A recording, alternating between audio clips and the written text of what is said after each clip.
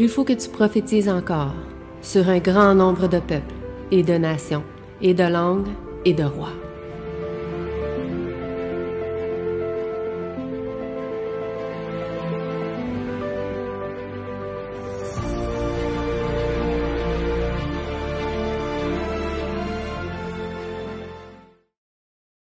Donc, bonjour à tous et à chacun. Donc, j'espère que vous allez bien. Donc, bien sûr, on va faire l'école du sabbat. Donc, si vous avez des questions, donc sur Zoom, vous pouvez ouvrir votre micro et parler. Puis ceux qui sont dans la salle, mais je vais vous prêter notre nouveau micro. On a reçu le micro, juste le bâton puis le top. Mais on va pouvoir vous le prêter, comme ça vous pourrez prendre la parole, puis on pourra bien vous entendre quand ça sera le temps de pouvoir parler. Donc, cette semaine, comme vous avez vu, vous voyez à l'écran, en fait, on va parler de Josué, choisi et mis à part. Donc, on va parler un peu enfin, on pourrait dire du changement entre Moïse puis Josué. Donc, il y avait quand même des points importants à prendre en compte. Puis, si en fait on prend le temps d'en parler, c'est parce qu'il y avait une leçon derrière qui doit nous concerner à chacun des chrétiens qui sont ici présents et ceux aussi qui écouteront on pourrait dire cette vidéo. Et donc, on va pouvoir réviser ça puis voir aussi quel était le message que Dieu voulait nous transmettre au travers de cette leçon. Avant de commencer, bien sûr, j'aimerais pouvoir prier avec vous, puis par la suite, on pourra commencer cette leçon de l'école du sabbat. Notre Père qui est aux cieux, j'aimerais te remercier, Seigneur, pour ce que tu fais dans notre vie. Merci de nous permettre d'être réunis aujourd'hui pour pouvoir te louer, Seigneur, te rendre gloire, te chanter, écouter ta parole, discuter, fraterniser aussi. Et donc, que tu puisses permettre, Seigneur, que cette journée de sabbat et ce culte puisse être un moment de joie, de sanctification, un moment auquel nous puissions, Seigneur, être contents, Seigneur, et de pouvoir en sortir grandi. Donc, merci de nous bénir en cette journée, de nous permettre d'être réunis. C'est ma prière au nom de ton Fils Jésus-Christ. Amen. Donc, cette leçon numéro 2 portait un message important. Donc, la leçon commençait en nous montrant que Moïse allait bientôt mourir. C'est ça qu'on a vu la dernière fois, en fait. Dans le fond, l'aspect qu'on va parler aujourd'hui, c'est l'aspect qu'on a commencé à étudier la leçon dernière. Si vous vous rappelez, je pense qu'il y avait 2 questions auxquelles on avait dit dans la leçon numéro 1 qui disait qui Moïse a choisi. On avait dit Josué, tu sais. Donc, on avait touché certains aspects qu'aujourd'hui, en fait, on va vraiment étudier. OK? Parce que la leçon dernière, c'est pas, on pourrait dire, c'est pas en ordre chronologique en tant que tel. Le reste du trimestre sera en ordre chronologique, mais la leçon 1 et 2, c'est pas en ordre chronologique. La leçon 1, on nous parlait de Moïse. Puis là, on recule un peu dans le temps, juste pour parler de l'aspect de quand Josué a été mis à part. OK? Donc, après ça, on va commencer à étudier davantage le livre de Josué, auquel on ne fera pas aujourd'hui, mais qu'on va commencer la semaine prochaine. Mais dans la leçon, on a vu certains détails, certains événements qui étaient importants au niveau de la sélection, en fait, des dirigeants, en particulier de Josué. Josué, en fait, allait être choisi aussi pour porter un peu le fardeau, porter aussi le peuple en Canaan terrestre. On dit fardeau parce que c'est quand même assez lourd. C'est une tâche lourde. Je veux dire, Josué a traversé aussi dans le désert avec Moïse, l'assistant aussi dans, on pourrait dire, ce que le peuple demandait hein, à chaque instant. Donc, il voyait en fait tout ce qui se passait. Et Dieu dit dans Nombre 27, verset 18, de choisir Josué. Et là, on pourrait se poser la question, pourquoi Josué et pas un autre? Qu'est-ce que Josué avait de particulier que Dieu avait vu en lui et qu'il a dit à Moïse, prends-lui, mets-le à part, puis il lui a dit quoi faire. Qu'est-ce qu'il y avait de particulier, Josué? Parce que dans la leçon, on en parle un peu, mais on ne dit pas tout, en fait. C'est normal, parce que c'est ça la différence des écoles de sabbat d'aujourd'hui puis de l'époque des pionniers, c'est que les pionniers, ils donnaient les éléments pour comprendre la leçon, puis c'était au moniteur d'aller plus loin pour nous amener à faire les liens entre aujourd'hui et l'époque de ce qu'on étudie. Donc là, on va voir. Pourquoi? Qu'est-ce qu'il y avait de spécial, Josué? Si vous avez des éléments... Ce qui attire mon attention, c'est que Josué et Caleb, c'était les deux qui sont revenus quand ils ont visité le pays Canaan. C'est les deux autres, c'est ces deux-là qui n'ont pas eu peur, normalement. Les 10 autres, il y a toutes sortes d'excuses. C'est des géants, c'est des ci, c'est des ça, on n'attaquera pas. Mais les autres, c'est ça, ils ont gardé, ils ont été braves. Ils ont été braves. Donc, c'est une des premières qualités de Josué. Puis, aussi, c'est lui qui... on peut dire qu'il était le bras droit de Moïse. Hein? On peut dire que Josué est le bras droit de Moïse. Je sais qu'il y a d'autres choses. Là. Sûrement d'autres choses. Mais tu as dit deux éléments importants. On peut dire bravoure, courage aussi, parce qu'il faut du courage. Je veux dire, si tu te fais prendre puis tu vois des gens arriver, là, ils te lancent un raisin puis je pense que tu meurs. C'est tellement que les grappes, si vous vous rappelez, les grappes étaient gros. C'est ça, tu te noies. Tu sais. Parce qu'il avait dit les grappes étaient gigantesques. Là, tu sais. Il fallait 2 hommes pour les porter puis c'était des géants. Fait que, c'était pas Josué tout seul qui pouvait porter la grappe de raisin. Ben, c'est pour vous dire que, exactement, bravo, courage. Tu as parlé aussi de Caleb aussi, qui est important. Je veux dire, Dieu aurait pu choisir Caleb. Pourquoi tu sais, c'est une bonne question aussi. Hein? Caleb, on n'entend pas parler. Non, on dit juste la raison pour laquelle pourquoi Josué et lui sont entrés en Canaan. Puis les autres, non. Puis on dit que Caleb, en fait, il aurait dû pas rentrer, mais à cause que, je pense, c'est à un moment auquel ils sont allés découvrir Canaan, justement, c'est le seul qui a pris position avec Josué et Moïse, puis qui est resté ferme, dans le fond, sur ce que Josué et Moïse avaient dit. Tandis que le peuple avait dit non, nous, on ne veut pas. Puis c'est à cause de ça, Dieu a dit à cause de ça, ben, tu vas entrer en Canaan. C'est à cause de ça, d'une fermeté dans sa décision, en fait. Dieu avait dit ça, puis Caleb a dit OK, ben, Dieu a dit ça, nous, on va faire ça. Puis le peuple avait dit non. Il faudrait aller voir, mais ça ressemble à ça, je pense que c'est dans Deutéronome ou dans Nombre. Il y a quelques versets qui nous expliquent cette histoire-là. Mais c'est vrai, il n'y a pas plus que ça, en fait. Là. Oui. Pardon. Parce que dans la leçon, on nous montrait que Josué aussi, il avait l'esprit en lui. Donc, d'après moi, il avait comme l'esprit de Dieu et il était une personne comme spéciale puisqu'il peut-être il était ancré en lui, ancré en Dieu, et il faisait pas les choses selon sa volonté, mais plutôt il recherchait comme le plaisir de Dieu et la volonté de Dieu. Mm-hmm. Bon point, oui. Ça, on va revenir sur ce passage-là. Mais vous avez dit à peu près des gros points importants. On va aller voir des versets vraiment qui nous montrent aussi ce que vous avez dit. Il y a des versets aussi qu'on ne verra pas parce que, vous dites, Claude, c'était des histoires qui nous montrent la fidélité de Caleb et le courage, donc on ne va pas aller lire les histoires. Mais vous pourrez aller les fouiller, les histoires dans Nombre, Deutéronome, Lévitique, etc. On en parle. Mais de toute façon, on va étudier Josué, donc on va voir aussi comment Josué était. Hein? On va voir aussi comment, avec le temps, il a formé son caractère au travers de son livre. On peut lire Nombre 11, verset 28, qui dit « Et Josué, fils de Nun, serviteur de Moïse, dès sa jeunesse, répondit et dit « Moïse, mon Seigneur, empêche-les. » Donc, on voit ici, Josué était serviteur de Moïse. Ça dit « dès sa jeunesse ». Donc, c'était quelqu'un qui travaillait, je ne sais pas à quel âge, on dit dès sa jeunesse, on ne dit pas 25 ans, là. Peut-être 18 ans, 19 ans, 17 ans, 16 ans, je ne sais pas exactement.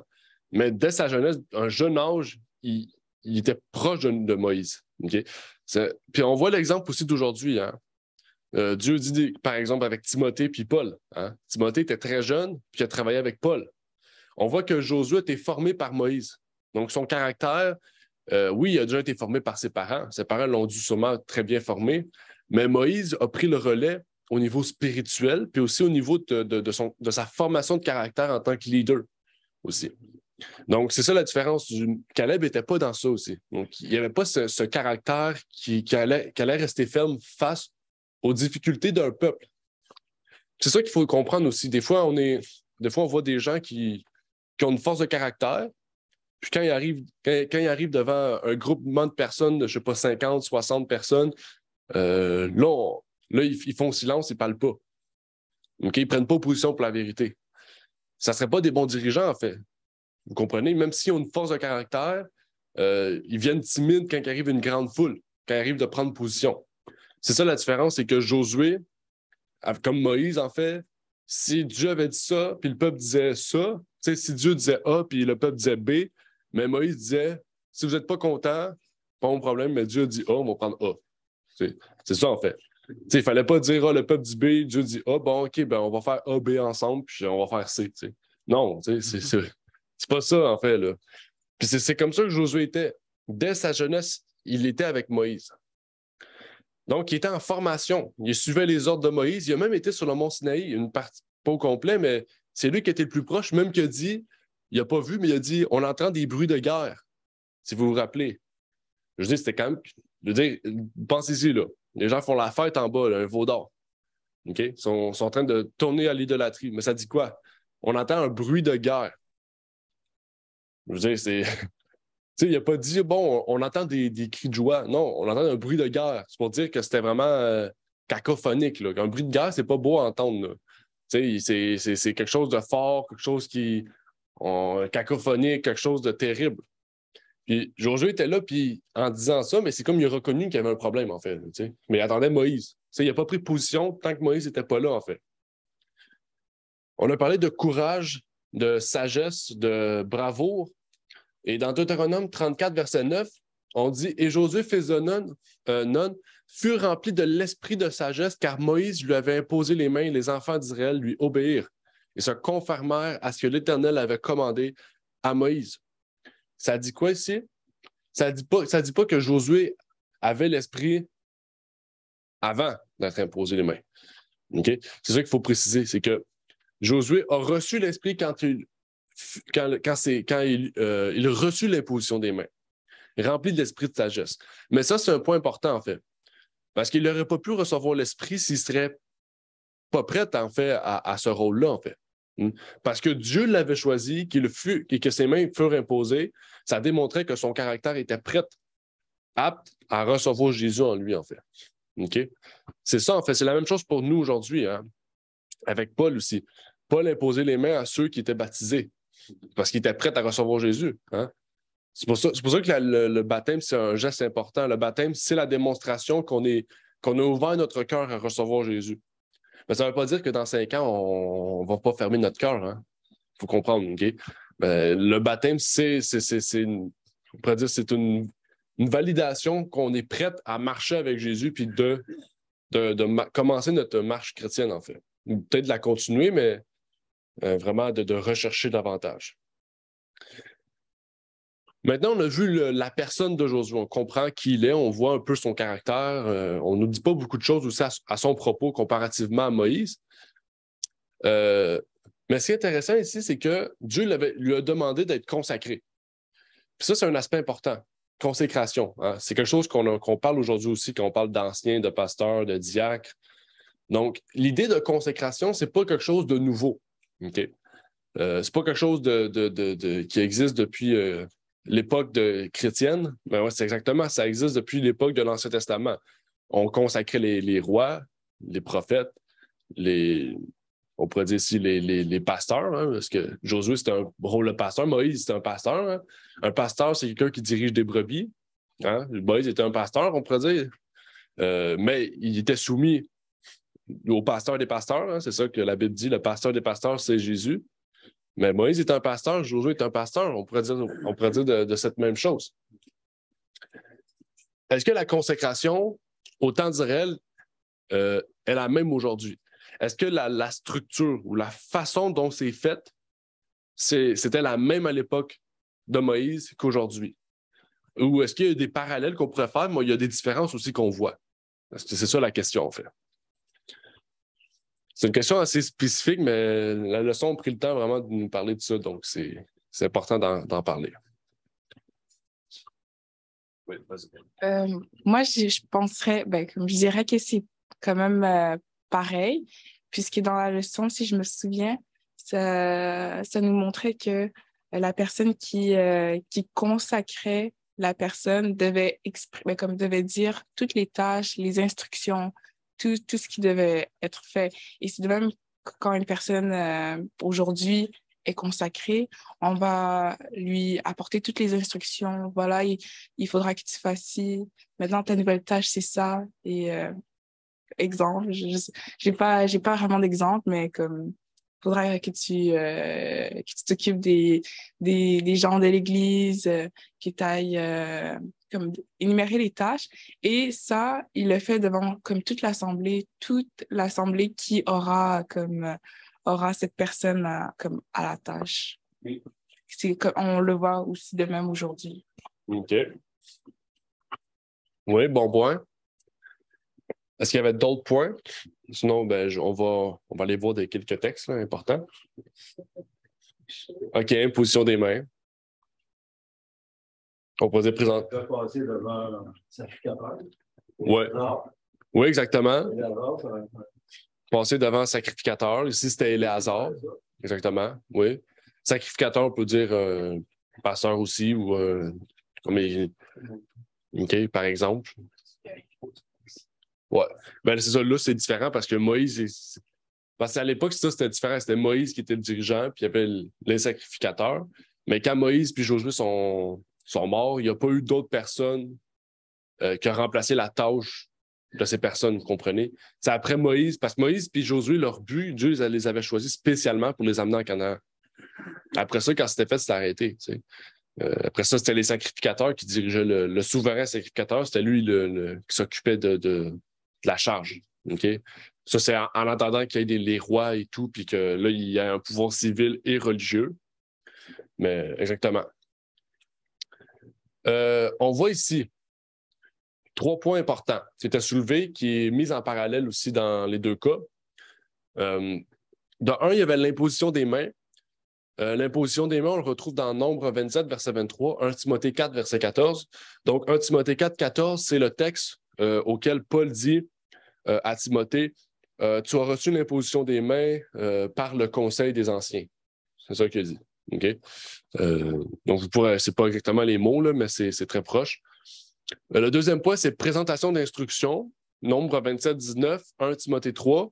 1 Timothée 3, c'est le passage auquel on liste comment doit être le diacre, comment doit être l'ancien ou l'évêque, parce qu'ancien et évêque, c'est le même terme. Puis, donc, j'ai pris ce texte-là parce que c'est un peu ça, en fait. Quand Alan Stump était devant, c'est ce qu'il disait.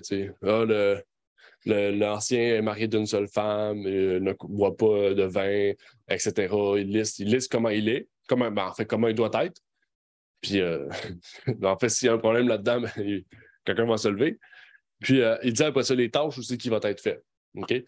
Puis, quand on prend le petit guide que j'ai reçu, le truc où on a signé, qu'est-ce que Alan Stump a dit est cité dedans, en fait.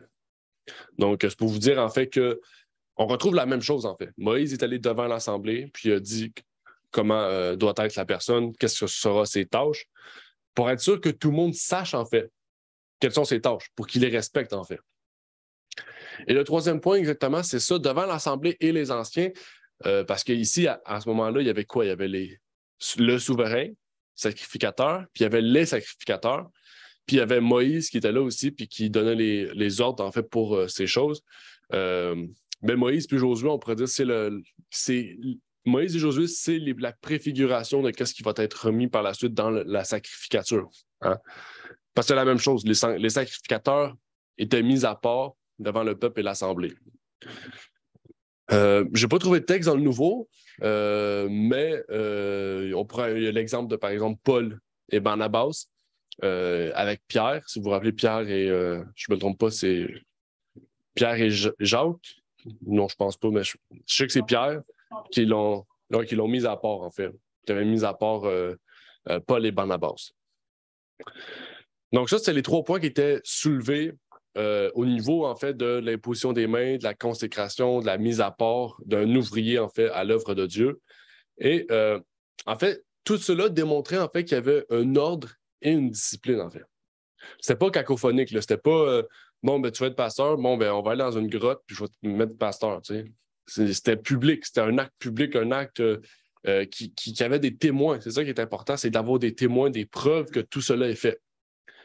Et c'est la même chose aujourd'hui et jusqu'à la fin des temps, en fait. Est-ce que ça vaut la peine? Il faut-il avoir de l'ordre, de la discipline dans les différentes maisons de l'Israël spirituel? Avant de répondre à la question, j'ai vu le frère Alex Maouli qui avait une question ou une intervention, donc tu peux prendre la parole.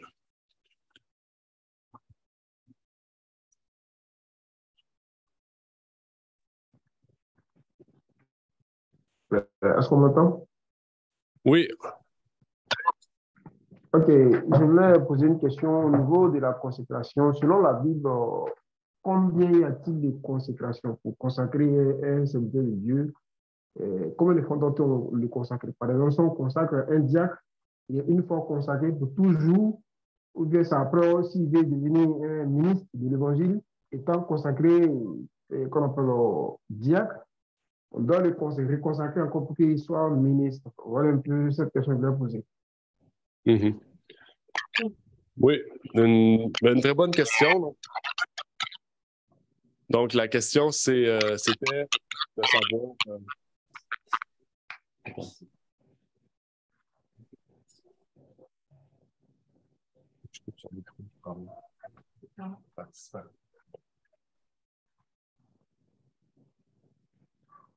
Puis enlève ça. Ouais. OK. Donc, on a juste coupé le micro en attendant parce que ça fait de l'écho puis ça cause des problèmes.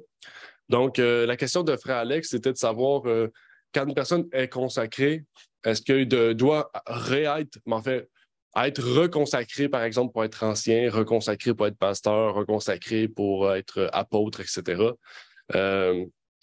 En fait, je sais que dans l'Église adventiste, c'est comme ça que ça marche.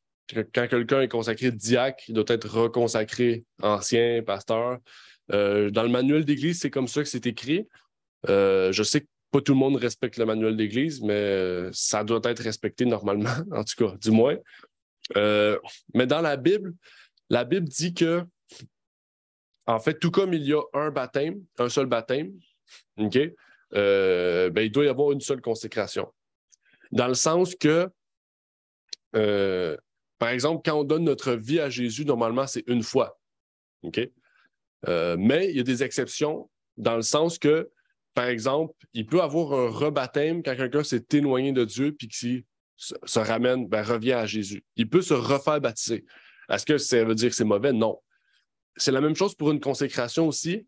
Des fois, quelqu'un qui a été consacré, qui a quitté une église, qui va dans une église, les personnes, pour être sûres, en fait, qu'ils soient mis à part, va désirer une reconsécration. Ça aussi, c'est valable. Mais normalement, quelqu'un qui est consacré, soit diacre, ancien ou pasteur, est consacré une seule fois.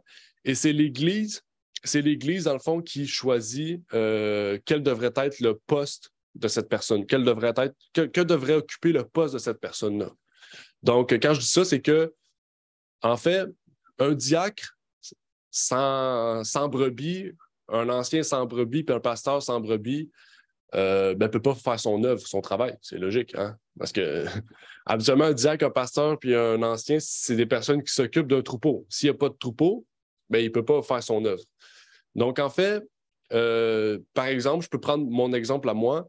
Quand l'Église s'est assise, on s'est dit après, l'Église s'est demandé qui devait être consacré. On a choisi moi, selon le texte aussi, puis le travail qui devait être fait au Québec. Puis on s'est assis aussi, puis on a dit, c'est ça, on s'est assis, on a dit qui devait être choisi. Puis par la suite, ils ont choisi pour quel poste, quel travail. Puis ça a été choisi ancien. Donc, quand j'ai été consacré. Puis l'Église a choisi que par ma consécration, de me mettre, on pourrait dire, ancien. OK? Mais ça ne veut pas dire que dans un an, parce qu'il va y avoir 3, 4, 5 églises, qu'il n'y aura pas quelqu'un qui devra être pasteur. Là, l'Église devra se rassir. est-ce que maintenant Olivier devrait exécuter son travail en tant que pasteur? L'Église vote oui, puis là, je deviens pasteur. C'est comme ça, en fait, que l'Église doit œuvrer. C'est pas la personne qui choisit, bon, moi, je veux être pasteur, une autre journée, je suis ancien. Non. C'est pas de même. Puis en fait, si l'Église veut plus de toi à cause d'un péché ou à cause de d'autres raisons, en fait, tu vas rester consacré, oui, mais tu ne pourras pas œuvrer parce que tu n'as pas une Église, en fait. Il faut une Église, vraiment. En fait, pour œuvrer en tant que diacre, ancien ou pasteur, il faut qu'une Église te reconnaisse dans ce poste-là, en fait. OK? Donc, si tu n'es pas consacré, ça ne marche pas. Si tu es consacré, puis tu vas dans une autre église, tu veux travailler indépendamment, s'il n'y a personne qui est avec toi, tu ne pourras pas faire ton œuvre, en fait. Donc, je ne sais pas si ça répond à la question. Du moins, j'espère que ça a pu aider à la question du frère Alex. Oui, effectivement, merci. Merci pour la réponse. Gloire à Dieu. Il y avait le frère Renard aussi qui avait une question ou une intervention. Oui, c'est juste pour éclaircir une question sur l'imposition des mains et sur José par Moïse. Est-ce qu'on m'entend très bien? Oui. Oui, je voudrais ajouter que la réception du Saint-Esprit, le Saint-Esprit ne se limite pas à celui qui a reçu l'imposition des mains. Au contraire, ça doit être un critère, la réception du Saint-Esprit, pour qu'on impose les mains sur quelqu'un. On voit ça dans Actes des Apôtres, chapitre 6, lorsqu'on devait nommer des diacres, les 7 diacres.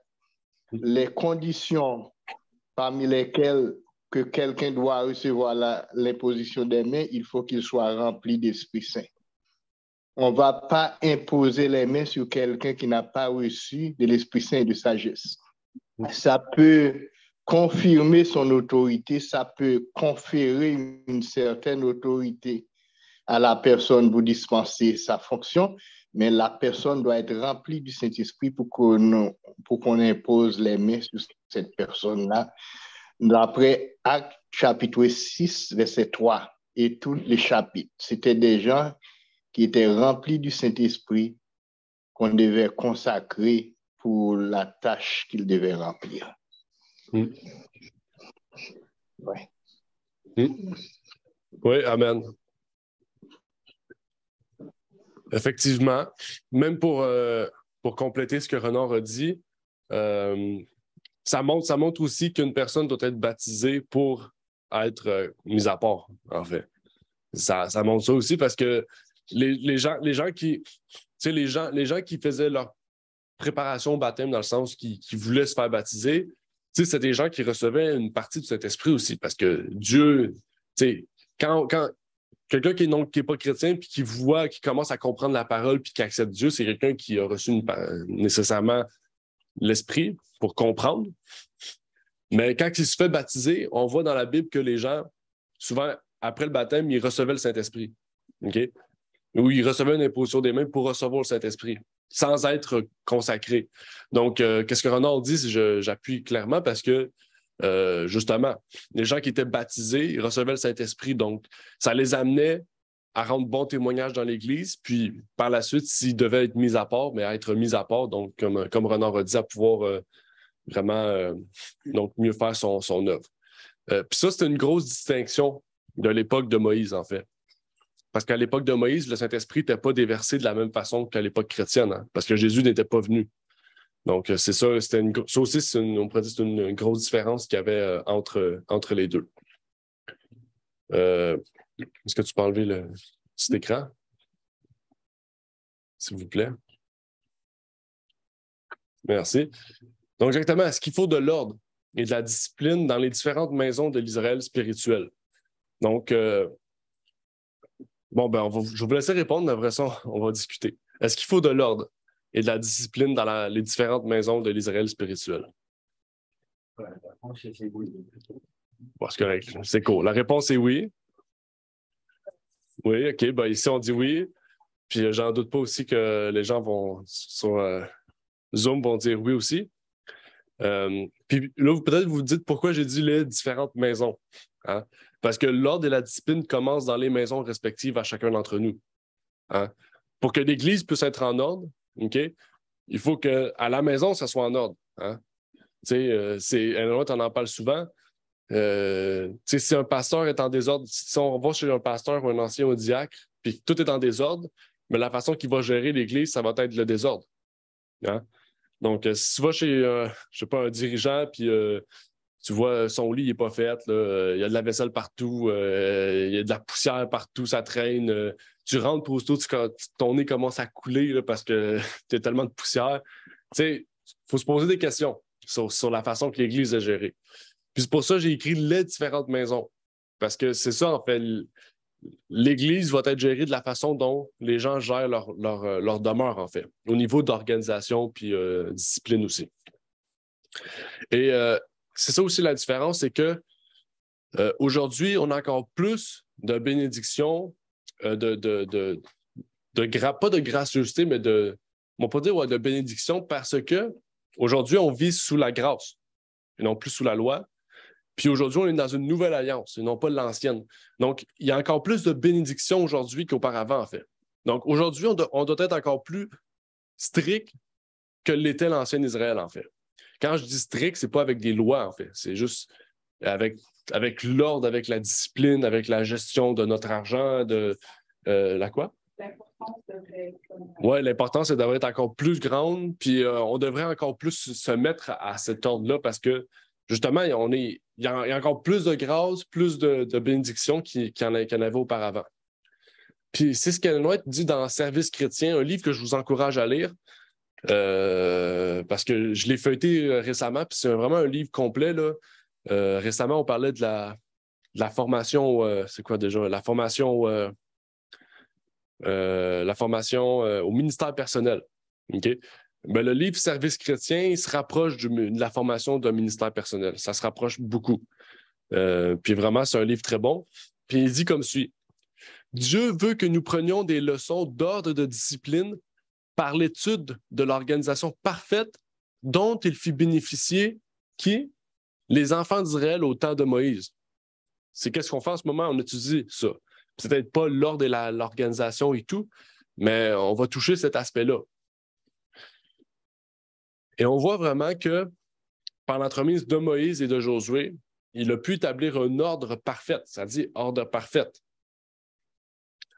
Et il nous dit aussi même dans Éphésiens 6, verset 10, « Au reste, mes frères, fortifiez-vous dans le Seigneur et par sa force toute puissante. » Et donc, ça nous amène à la question que Dieu dit à Moïse. Dieu répète à plusieurs reprises ce qu'on va voir à ce moment-ci. Dieu dit à Josué à plusieurs reprises, « Demeure ferme et prends courage. » Pourquoi Dieu a dit cela à plusieurs reprises? Pourquoi Dieu a dit à Josué à plusieurs reprises, « Demeure ferme et prends courage. » Bonne question.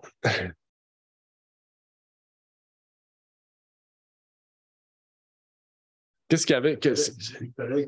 Oui. Il dit, fortifie-toi. Hein? Oui. En d'autres mots, là, il prend courage. Ben, il devait rester dans tout ce que la loi de Moïse enseignait. Jour et nuit, il devait méditer sa loi, ainsi de suite. Donc, puis, on disait dans la leçon que la fermeté, c'est une discipline. Tu sais, c'est en voulant dire se fortifier, c'est une discipline de tous les jours. Donc, on doit acquérir cette fortification, on peut dire. Là, donc, jour après jour, on doit travailler là-dessus. Puis, c'est ça des fois, qui peut manquer à certaines personnes, cette force qu'on a besoin. C'est une volonté, finalement. C'est une bonne volonté qu'on maintient, qu'on doit maintenir. Comme dans le psaume, il dit, dans le psaume de David, il dit une bonne volonté me soutienne. Non? Donc, c'est ça que Dieu demandait à Josué, de se fortifier chaque jour par la lecture de la Torah, finalement. Tout c'est contenu là-dedans. Donc, c'est ça. Ouais. Exactement. On va revenir sur cet aspect-là de méditer jour et nuit la parole. Ben, la loi, plutôt, parce qu'à l'époque, c'était la loi. Là. Il n'y avait pas vraiment une parole. Là, on va essayer aussi de le mettre en lien avec notre vie aussi, parce que c'est ça le but aussi, de le mettre en lien dans notre vie. Puis on vient de lire Éphésiens 6:10, où ce que Paul nous mettait en lien. Ce que Dieu avait dit à Josué, ce que Dieu nous dit maintenant. Dieu nous dit maintenant la même chose. Fortifie-toi et prends courage dans le Seigneur. Prends courage dans le Seigneur, c'est prends force. Hein? C'est-à-dire, accroche-toi aux promesses que je t'ai dit. Et il dit ça à Josué spécialement aussi, parce qu'il savait en fait que le peuple, il l'a dit, on l'a lu certains passages, là, peut-être qu'on ne l'a pas lu, mais les textes qui sont cités dedans, vous lisez un peu plus loin, il en parle, il dit clairement à Josué, le peuple va devenir idolâtre. Il dit, le peuple va détourner de sa voie. Là. Il dit, tu vas entrer là, puis même en entrant là, le peuple va se détourner. Mais il dit à Josué, tiens ferme, prends courage. Il dit, même si tu sais qu'ils vont se détourner, fais ton travail. Il dit ce que tu as à faire. OK? Puis s'il y a du monde qui change, bien, compte-toi chanceux d'avoir fait ton travail au moins. Puis c'est ça, en fait, il dit à Josué, il dit, demeure ferme et prends courage parce que le peuple, en fait, il va se détourner de ses voies. Puis toi, ton travail, c'est de les ramener. Ils vont essayer de devenir idolâtres, mais toi, ton travail, c'est de dire, il y a un seul vrai Dieu. Et il nous dit la même chose aujourd'hui. Dieu nous dit de nous fortifier, de prendre courage dans sa force. Mais pourquoi cette fois-ci, Dieu nous dit ça à nous? Parce que là, c'est pas comme Josué. Josué est un dirigeant. Nous, on n'est pas tous des dirigeants. T'sais. Il y a une leçon aussi, par l'exemple de Josué, il y a une leçon aussi pour chaque chrétien d'aujourd'hui. Quelle leçon qu'on doit tirer dans le fait de se fortifier, de prendre courage en Dieu?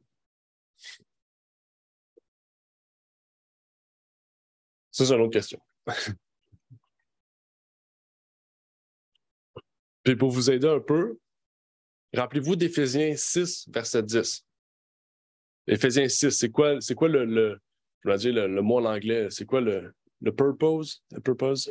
Le but, c'est ça. J'ai oublié le mot. Le but. C'est quoi le but d'Éphésiens 6?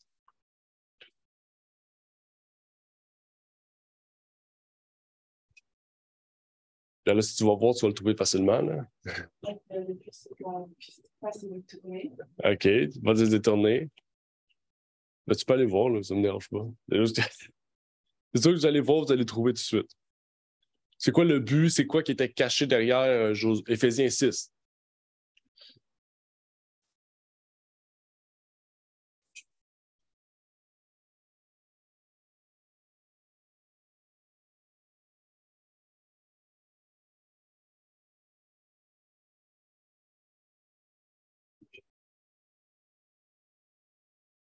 D'être toujours attaché à sa force, à la force du puissant.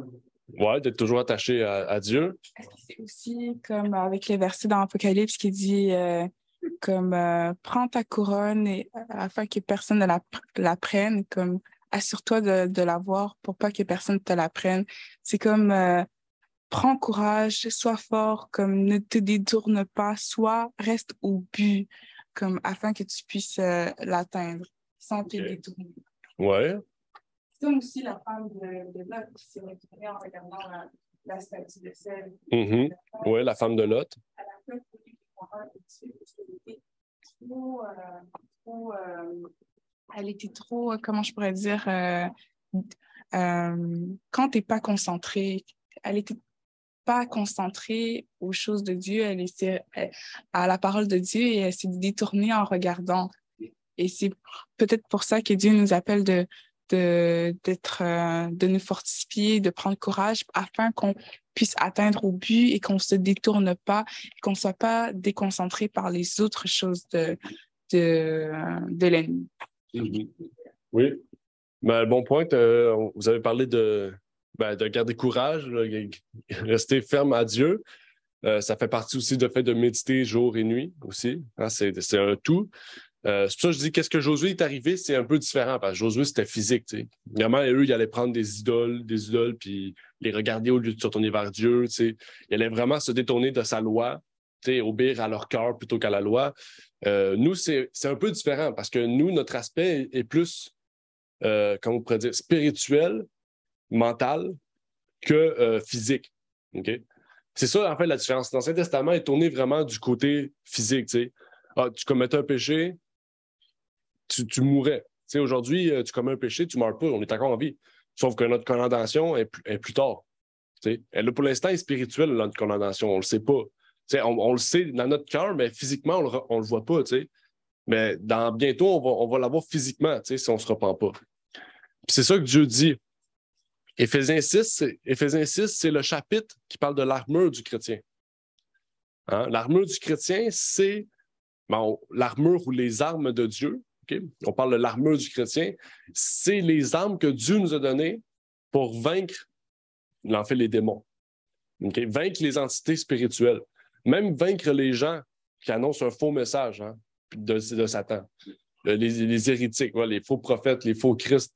En fait, si on n'a pas l'armure du chrétien qui est gagnée, qui est reçue parce qu'on médite jour et nuit la parole, et ça, c'est ça la différence, c'est que l'Église ne peut pas vous permettre d'avoir l'armure du chrétien. Hein? Moi, je ne peux pas vous permettre d'avoir l'armure du chrétien. Mon travail, c'est pas ça. C'est le travail de Jésus, ça. Hein? Le travail de Jésus, c'est de vous permettre d'avoir cette armure-là. Mais c'est à vous de méditer jour et nuit la parole. Hein? Nous, on essaye du mieux qu'on peut. On a mis un groupe le lundi, un groupe le jeudi. Ça l'aide, oui. Le but, c'est de fraterniser puis de dire que l'Église est présente puis qu'on veut être soutenu.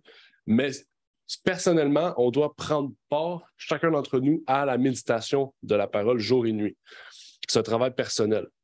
Puis c'est ça la différence, c'est que Dieu veut nous montrer de prendre force, de nous fortifier, de prendre courage dans sa force, spirituellement en fait, non plus physiquement. C'est spirituellement. Il y a une différence ici parce que justement, nous, c'est du côté mental que Satan nous attaque. C'est notre esprit, Satan attaque notre esprit en fait. Il veut détourner notre esprit de Dieu, en fait. Il veut nous couper le lien qui existe entre nous deux. Et c'est justement là, on voit que Dieu nous a donné un pouvoir, nous a donné un moyen de nous encourager, de nous permettre de demeurer fermes avec les armes de Dieu. En fait, pour gagner les armes de Dieu, il y a un lien, il y a un maillon. Hein? En fait, il y a nous, il y a les armes de Dieu, puis au milieu, il y a le maillon qui nous permet de lier les deux. Quel est ce maillon-là? Psaume 1:1-3 le dit, c'est ce qu'on a lu dans la leçon. Heureux l'homme qui ne marche pas selon le conseil des méchants, qui ne s'arrête pas sur la voie des pécheurs et qui ne s'assit pas en compagnie des moqueurs, mais qui trouve son plaisir dans la loi de l'Éternel et qui la médite jour et nuit. Il est comme un arbre. On dit un arbre. Un arbre, c'est quoi? Il y a des racines. Hein? T'essaieras de prendre un arbre, même un petit arbuste, là, un petit arbuste gros de même. T'essaieras de le prendre puis de l'enlever. Tu seras pas capable. Juste un petit arbre gros de même. T'essaies de le déraciner, on n'est pas capable. Pensez-y à un gros arbre. En fait, c'est ça qu'il faut comprendre, c'est que la fondation du chrétien est la loi de l'Éternel. Et Ellen va plus loin, parce que bien sûr, nous, comme je vous ai dit, on n'est pas à la même époque de Josué, donc nous, on a la parole, on a la Sainte Bible, la Bible. Eux, il y avait juste la loi de Moïse.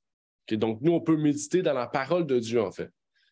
Et elle dit dans le livre Our High Calling, donc notre appel élevé, beaucoup semblent regretter les moments consacrés à la méditation, à l'étude des Écritures et à la prière. Méditation, étude, prière. C'est pas écrit lecture. Méditation, étude, prière. C'est pas écrit lecture de la Bible, lecture de livres comme ça. Non, je dis pas que ces livres-là sont pas bons. Okay? Des livres qui nous amènent à comprendre la Bible. Ça nous amène à étudier. Okay? Mais il ne faut pas juste se dire, bon, je vais ouvrir ce livre-là, on lit, bon, c'est fini, j'ai fini le livre. T'sais. Non, prends le temps de lire, de comprendre, de faire des liens avec la Bible. Puis c'est ça, en fait, on doit toujours chercher. Ça dit, comme si le temps ainsi occupé était perdu. Je souhaite que vous puissiez tous considérer ces choses dans la lumière que Dieu voudrait que vous ayez, car vous feriez alors du royaume des cieux une chose de première importance. Ça dit, Jésus a dit quoi? Recherchez premièrement le royaume des cieux et tout vous sera accordé. De même que l'exercice augmente l'appétit et donne de la force et une saine vigueur au corps, elle fait un lien. De même, les exercices de dévotion apporteront une augmentation de la grâce et de la vigueur spirituelle, et donc les armes de Dieu. Et donc, c'est ça, en fait, ce à quoi Dieu nous appelle. Dieu fait un lien entre ceux qui cherchent sincèrement Jésus et ceux qui sont comme Josué, qui cherchent à plaire à Dieu. Et on peut tous être de Josué. En fait, Josué est un exemple, tout comme Moïse est un exemple. Oui, de leadership, oui, de pasteur, mais ce sont des exemples aussi de personnes qui sont demeurées fidèles, même avant d'avoir une mission spécifique, une mission d'appeler, de consécration à Jésus. En fait, le chrétien doit chaque jour méditer, mais en fait, jour et nuit, méditer la parole de Dieu. Ça veut dire qu'on doit prendre un moment avec Dieu chaque jour.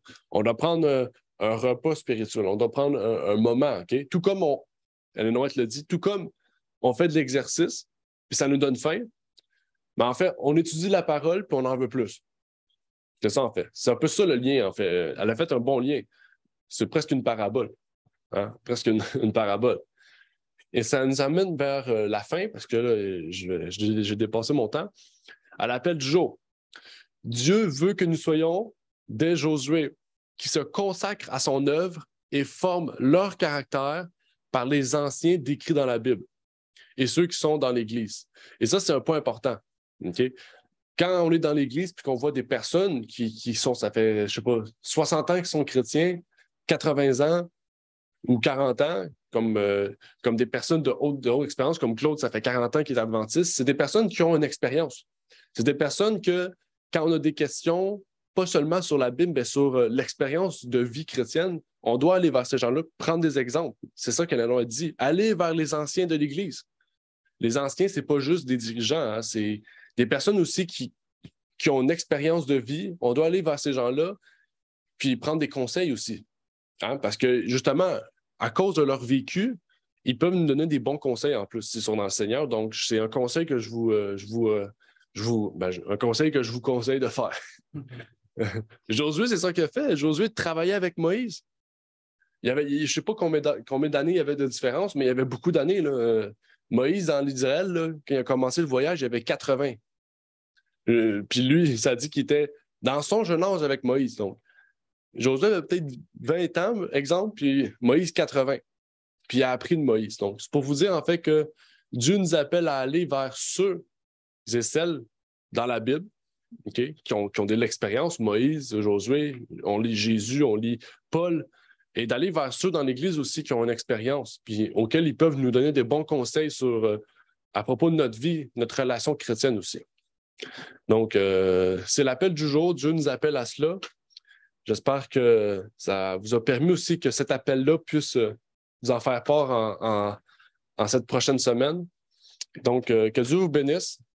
Est-ce qu'il y avait des questions ou des commentaires liés à la leçon? Non? Ça va être beau. S'il n'y a rien, je vais faire une courte prière. Puis par la suite, on pourra... Est-ce que tu as enregistré? Non? Hein? Notre Père est aux cieux, j'aimerais te remercier, Seigneur, pour ce moment que tu nous permets d'avoir, de pouvoir partager.